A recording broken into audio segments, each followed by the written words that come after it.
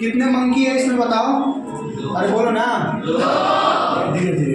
एक का मास कितना है और एक का मास कितना है? अब बताओ दोनों का एक्सेलरेशन जो है अलग अलग है कि सेम है? एक का 1 मीटर पर सेकेंड स्क्वायर, दूसरे का 2 मीटर पर सेकेंड। आप जरा देखो, अगर ये जो 2 kg वाले मंकी है इसका फ्री बॉडी डायग्राम बनाओ। देखो जब दोनों चलेंगे तो रस्सी में तनाव आएगा कि नहीं आएगा?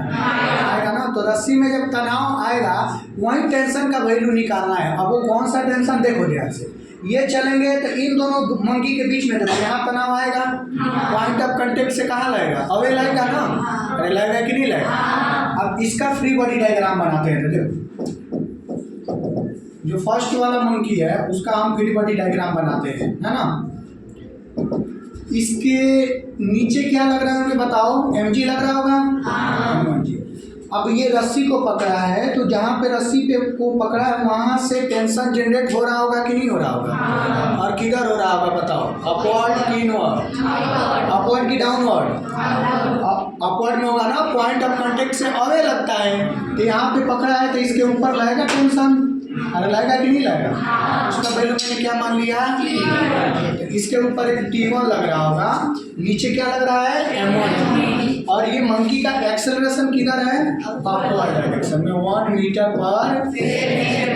अब बात आती है कि भैया आप देखो हमको टेंशन निकालना है, यानी T1 की वैल्यू निकालना है। किसका निकालना है? T1 की। आपको पता है कि हम क्या लिख सकते हैं न्यूटन सेकेंड लॉ से? F net equal to mass into acceleration लिख सकते हैं ना। अब बात आती है कि F नेट लिखना है और फोर्स एक वेक्टर क्वांटिटी है तो इसमें डायरेक्शन मैटर करेगा। क्या मैटर करेगा? डायरेक्शन। अगर बोलूँ कि एक्सेलरेशन के अलावा कौन सा फोर्स है? टेंशन। इसको पॉजिटिव लेंगे कि निगेटिव? T1 को मैंने पॉजिटिव ले लिया। M1 जी, इसका मास कितना था? 2 और जी का वैल्यू कितना लेंगे? 10। तो कितना हो जाएगा बताओ? कितना हो जाएगा? 20 न्यूटन। ये 20 न्यूटन कहाँ लग रहा होगा? नीचे। तो ये एक्सेलरेशन के अपोजिट डायरेक्शन में है, इसको पॉजिटिव लेंगे कि निगेटिव? तो ये हो जाएगा 20। मास कितना था? 2 kg। एक्सेलरेशन कितना था? 1 मीटर पर सेकेंड। T1 की वैल्यू कितना आ गया बताइए? 20 + 2 कितना हो गया? 22 न्यूटन। गलत बोला कि सही? यानी नीचे वाला जो मंकी है, ध्यान से देखो, ये नीचे वाला जो मंकी है जी, जहाँ पे ये रोप को पकड़ा है ना वहाँ जो टेंशन जनरेट हुआ है वो टेंशन की वैल्यू कितना आया है? 22 न्यूटन। आया समझ में? अब ये 22 न्यूटन को गौर से देखो। अब सेकंड जो अपवर्ड वाला जो मंकी है उसकी फ्री बॉडी डायग्राम बनाएंगे, क्योंकि वो पकड़ा है तो यहाँ भी तो कुछ ना कुछ टेंशन आएगा। ये टेंशन का वैल्यू मैंने क्या मान लिया? T2। अब इसको देखो, जो सेकंड मंकी है उसका मैं बना रहा हूँ। इसके ऊपर कौन सा फोर्स लग रहा है बताओ? T2। कौन सा लग रहा है? T2। नीचे और कुछ लगे या ना लगे, mg लगेगा या नहीं लगेगा? और देखो आप जानते हो ये रस्सी को नीचे खींच रहा था M1, जो फर्स्ट नंबर का मंकी था, ये नीचे खींच रहा था। तो जहाँ पे ये कनेक्शन है इसका, जहाँ पे ये कांटेक्ट में है, तो आप बताओ रस्सी में ऊपर टेंशन जनरेट हो रहा है और रस्सी ऊपर भी बंधी हुई है, ऊपर भी है, तो वहाँ से भी अवे लगेगा कि नहीं लगेगा? टेंशन लगेगा ना। तो यहाँ T1 लगा है तो यहाँ भी कितना लगेगा? T1। तो इसके नीचे एक और फोर्स कौन सा लगेगा बताओ? T1। गलत बोला कि सही? तो समझ आया कि नहीं आया? अब देखो ना, आप बताओ रस्सी को आप खींच रहे हो, यहाँ देख लो, मान लो ये रस्सी है, इस रस्सी को आप पकड़ के खींच रहे हो टेंशन T1 से, तो यहाँ T1 लग रहा है ऊपर की तरफ, यहाँ खींच रहे हो आप, T1 लग रहा है, तो यहाँ भी तो T1 लगेगा नीचे की तरफ। अरे लगेगा कि नहीं लगेगा?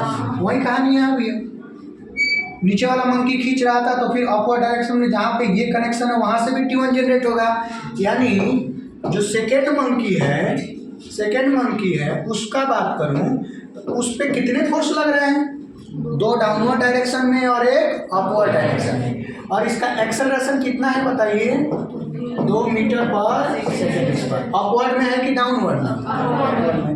वही कहानी है। क्या लिखेंगे बताइए? F net equal to mass into acceleration. अब एफ नेट की वैल्यू आती है कि किसको पॉजिटिव ले किसको निगेटिव, नेट निकालना है, डायरेक्शन अपोजिट है फोर्सेस का और वेक्टर है, तो एक को पॉजिटिव लेंगे तो दूसरे को निगेटिव। आप गौर से बताइए पॉजिटिव किसको लेंगे, जो एक्सेलरेशन के अलाउ है, एक्सेलरेशन के अलाउ कौन है, T2, तो मैंने T2 को ले लिया पॉजिटिव।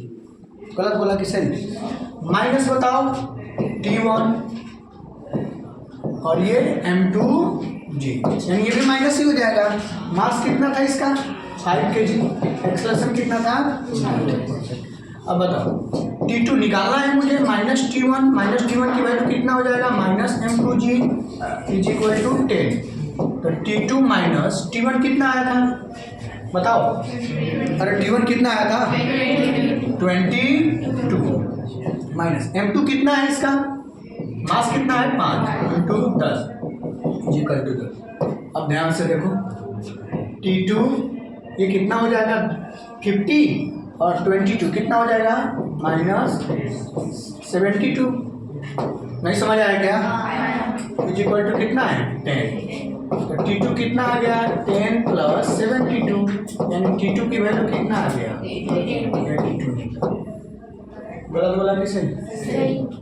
अब बात आती है कि 82 न्यूटन। आप गौर से देखो जो नीचे वाला ऊपर, अब देखो ये T2 आया है, जहाँ पे ये रस्सी बंधा हुआ है वहाँ भी T2 जनरेट होगा, तो ऊपर वाला जो पार्ट है उसको सबसे ज़्यादा फोर्स महसूस होगा कि नहीं होगा, क्योंकि नीचे 2 आदमी लटके हुए हैं, अरे है कि नहीं है। एक आदमी देखो ये वाला अकेला खींच रहा था तो यहाँ पे अलग वैल्यू आया था T1 का 22 न्यूटन। अब ये दोनों मिल के खींच रहे हैं तब तक ऊपर जाएंगे, अलाइन कर रहे हैं, ऊपर चढ़ रहे हैं, तो दोनों मिल के खींच रहे हैं, तो जहाँ पे रस्सी अटैच है बंधा हुआ है वहाँ पे इन दोनों की वजह से जो बनेगा फोर्स वो जनरेट होगा कि नहीं होगा, और उसका वैल्यू कितना आया है, सबसे ज़्यादा आया है कि नहीं आया, 82 न्यूटन हो गया।